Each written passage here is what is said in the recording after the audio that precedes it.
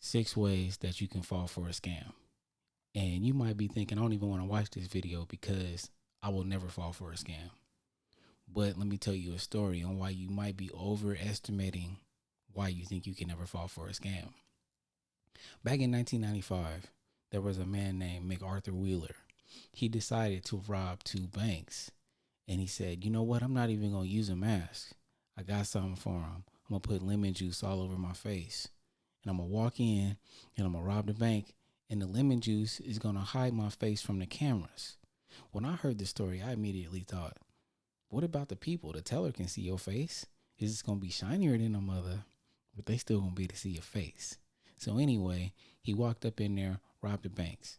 He got home, face was all over the news. Clearly you can see who this guy is.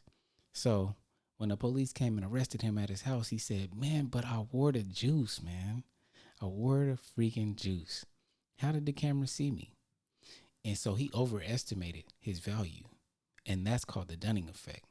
I'm going to let this man explain it to you. I think the problem with people like this is that they are so stupid that they have no idea how stupid they are.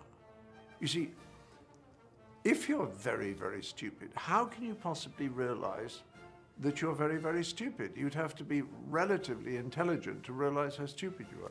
There's a wonderful bit of research by a guy called David Dunning at Cornell, who's a friend of mine, I'm proud to say, who's pointed out that in order to know how good you are at something requires exactly the same skills as it does to be good at that thing in the first place, which means, and this is terribly funny, that if you're absolutely no good at something at all, then you lack exactly the skills that you need to know that you're absolutely no good at it. So we overvalue what we can do.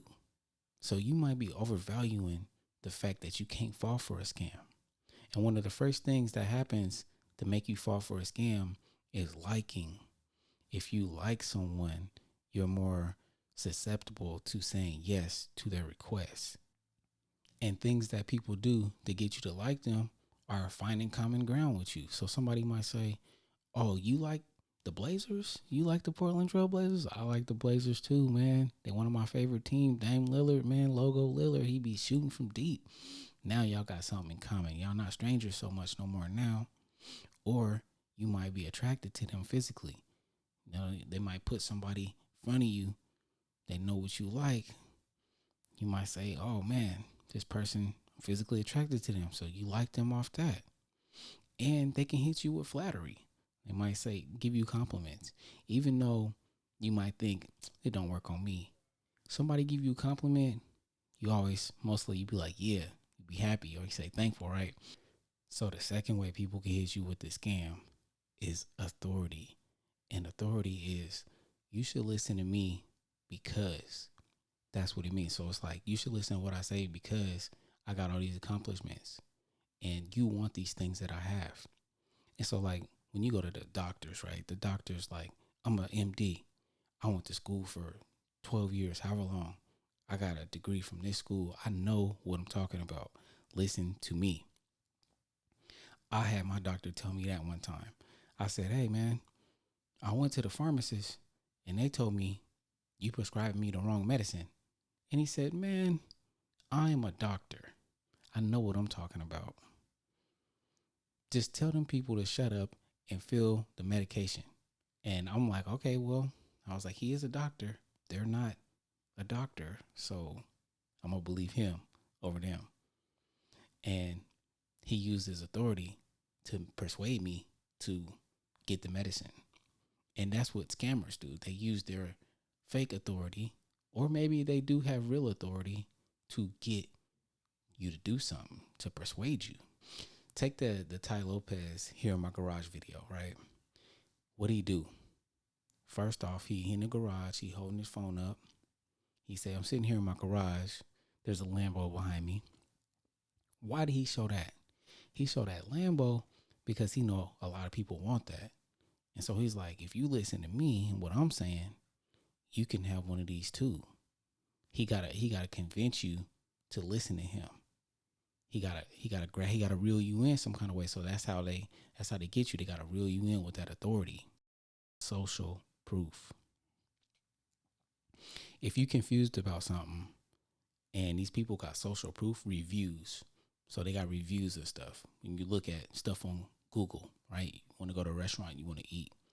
You don't know if this place is good. You want to try a new restaurant out. You look at the reviews and it say a 3.5. You're like, oh, 3.5 out of 5, that's not really that good. Then you see another one that's a 4.9. You like, dang, the masses, they must be right. Everybody liked this place. They got a whole bunch of reviews. All these people said it was good. Let's try this one. And the thing about this is, too, the masses are not always right. Everybody can agree on something, but they can agree to be wrong. Scare tactics. When they tell you there's only 5 items left and you really want it, you gonna whip your card out and hurry up, hurry up. Man, I want this product. I want it now. That's because when we feel like there's not a lot of something, we gotta pounce on it. Like it's gonna be gone soon. If they told you the secrets to being a millionaire is in this book, there's only 5 books left and we're not getting none for 5 years, you're gonna buy the book. Especially if you want to be a millionaire, you're going to cash out for it. And you believe what these people are telling you. They persuaded you into being like, this is the information you need. And one of the reasons why this works is because scarcity makes people that get the item feel like they have power. And so they know they got something secret. They got something rare. Why you think that the PS5 is selling for double the price on eBay and Amazon? Because other people can't get it at the retail store for the regular price. So now they're like, I'll pay extra because I want to have it. I want to play it. Other people are going to be like, oh, you got the PS5? People that want it. People that don't want it don't care. They're like, oh, you got PS5? I don't care. I don't want one. Good for you. But the reason why it works is because you don't want to miss out. It's that fear of missing out. That's how they get you. And the next way that you can fall into persuasion scam is the commitment and consistency. So if they get their foot in the door to get you to commit to something small, if they say, just give me your email address, just give me something little that you don't even think is nothing. And then once you say yes, it's easier to get a little more. So, all right, you gave me your email address. Let me ask you to come to my free webinar. You go to the free webinar and you in there. And then at the end of the webinar, it's a sales pitch. And they say, sign up for my course or whatever for $7,000 or whatever the freak it costs. Cost something crazy. And you're like, want to be consistent. You've already committed. That's the first part. You committed to doing something. Now you want to be consistent in your commitment.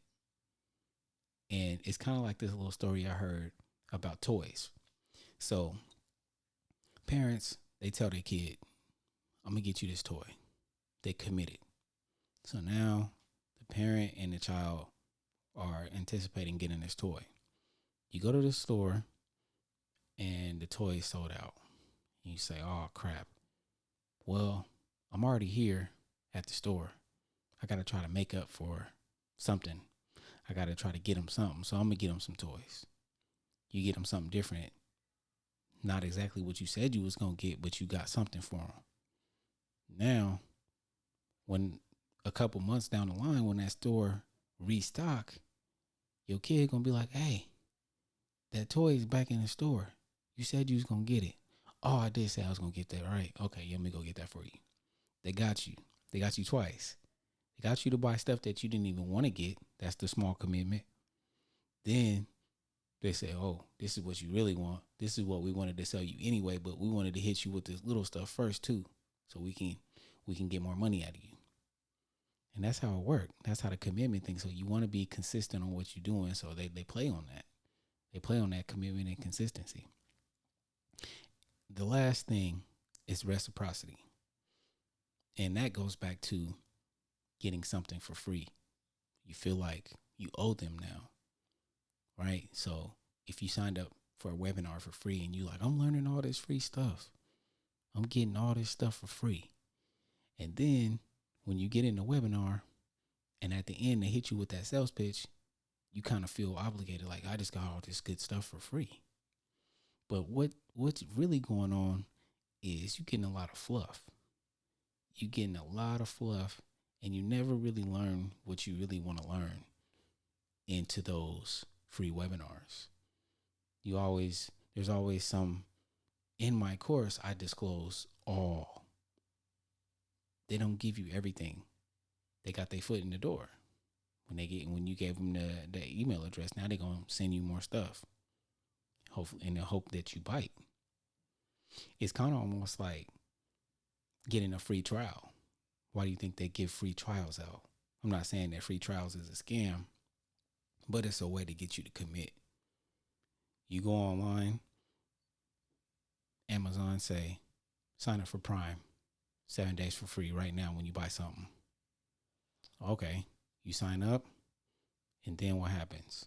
You forget, and then they charge you, and then they make it hard for you to cancel. You subscribed. That's what I think you should do to my channel. If you stayed this far and you watched this whole video, you should subscribe to this channel.